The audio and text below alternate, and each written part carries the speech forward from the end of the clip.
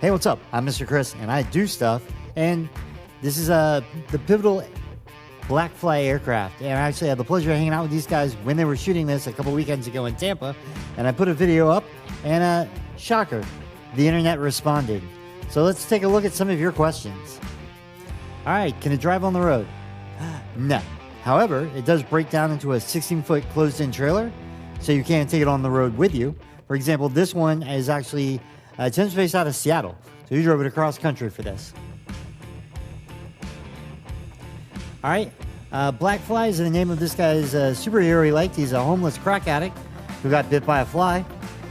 So I asked ChatGPT what that would look like, and that's what he came up with. So thank you for that comment. What's the deck angle? Yeah. So that's way beyond my scope. I've flown some Cessnas, and you got to kind of like lean up on them and to get a view out of the plane to see anything really cool. This thing's a cockpit, so it's an all-glass cockpit. So once you get from takeoff, which you can pretty much just see the sky or the ground, and it levels out, it's a phenomenal view. I mean, right there, that's a view from the cockpit.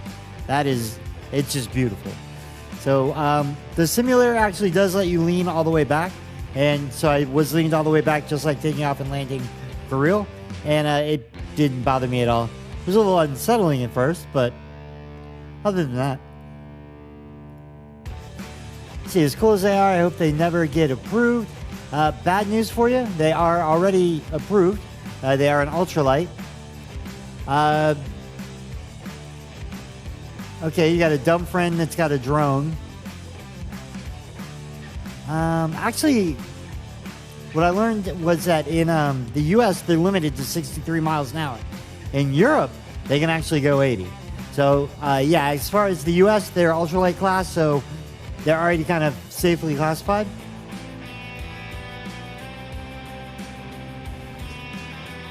Yep, we have helicopters, we have drones. Humanity has to level up before we can have these kind of things. No, I completely agree with that, but maybe through Darwinism, this will help, and we'll clean up or we'll level up society. Quite like a leaf blower. Actually, I think the leaf blowers my lawn guys use are way louder. If you actually compare this to like a regular single-engine piston aircraft, they are significantly quieter while flying. Yep, I fully agree. I want two. One is an X-Wing and one is a TIE Fighter.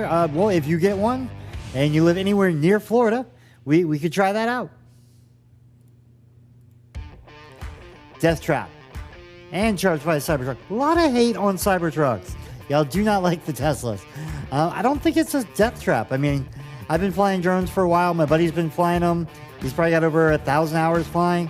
And all of the accidents have completely been my fault or his fault. I haven't had a lot of equipment failure or any that I actually know of that caused a catastrophic event.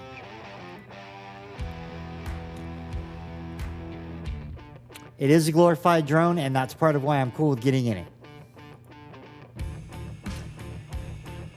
I think vertical takeoff and landing is the way to go. So I completely disagree because you need about 100 square feet to be able to take this thing off and land it. Anything else that doesn't do vertical takeoff and landing is going to need a runway. So I think this is actually the best of both worlds. You get the efficiency of lift with wings, but you also get the vertical takeoff and landing to minimize your footprint. Oh, and last but not least, Tim, the guy who's actually flying in this video, that's a comment from him, and it was super great to be able to meet him. So again, not affiliated with him, just a fan, but I figured I'd do a quick follow-up to the last video I did since the internet had some questions. Have a great day and go outside and do something.